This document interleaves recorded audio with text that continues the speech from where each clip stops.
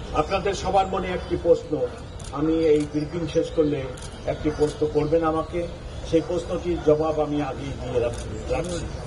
সেটা হলো যে আপনারা সবাই জানেন গত রাত্রের আগের রাত্রে একটা অড সময়ে 5টার দিকে একটি মোটিভ যেটা তৈরি করা হয়েছিল শোভাযাত্রায় ব্যবহারের জন্য, সেটিতে একদল দুষ্কৃতিকারী আগুন দিয়েছিল। এটি নিয়ে একটি মামলা শাহবাগ থানায় রুজু করা হয়েছে এবং আমরা অত্যন্ত আন্তরিকতার সাথে এবং সকল ধরনের প্রচেষ্টা চালিয়ে যাচ্ছি মামলাটি উদ্ঘাটনের জন্য। এবং আপনারা এটুকুই শুধু জানে রাখেন যে তদন্তকালীন সময়ে আমরা কোনো কথা বলি না কোনো মামলা সংক্রান্ত। তো এইটুকু আমি আপনাদেরকে বলতেছি, আমরা অত্যন্ত ক্লোজ, খুব নিকটে পৌঁছে গেছি এই মামলাটি ডিটেকশনের ক্ষেত্রে।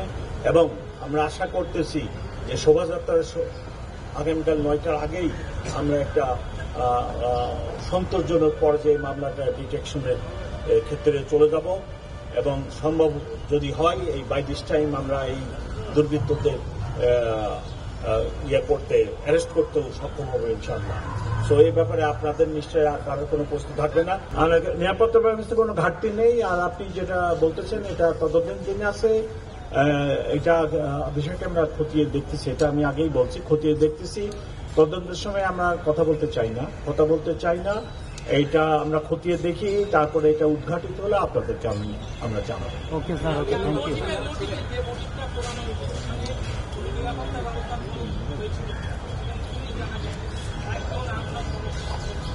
না, ওটা আমরা পরে বলবো। আমরা ওটাও দেখতেছি যে আমাদের নিরাপত্তা ব্যবস্থা কোনো বলা যাচ্ছে না, ওটা আমরা এটা বলবো, পরে বলবো। আমরা আগে এই কাজটা করে নিই, তারপরে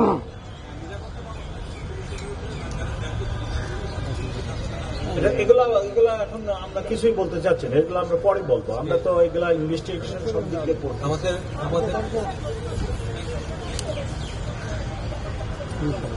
ঝুঁকি নাই, আমরা তো ব্যাপক 17,000 18,000 আমরা 18,000 নিরাপত্তা কর্মী পুলিশ অফিসার নিয়ে করতেছি, সাথে র্যাব আছে, বাংলাদেশ আর্মি আছে, এটিইউ আছে এবং অন্যান্য গোয়েন্দা সংস্থাও আমাদেরকে সাহায্য করতেছে। এখন পর্যন্ত কোথাও থেকে কোনো এরকম কোনো ঝুঁকির কথা আমাদেরকে জানানো হয় নাই। সো আমি তার ভিত্তিতে বলতে পারি যে এখন পর্যন্ত কোনো ঝুঁকি নেই। ইনশাল্লাহ আমরা এটা সঠিকভাবে নিরাপত্তা দিয়ে কাজটি ঢাকা বিশ্ববিদ্যালয়কে সাহায্য করব এবং ওনারা কাজটি সঠিকভাবে সম্পন্ন করতে সক্ষম হবে। সবাইকে ধন্যবাদ। আজকে আমরা প্রশ্ন নিতে পারছি না, আজকে আমরা লাস্ট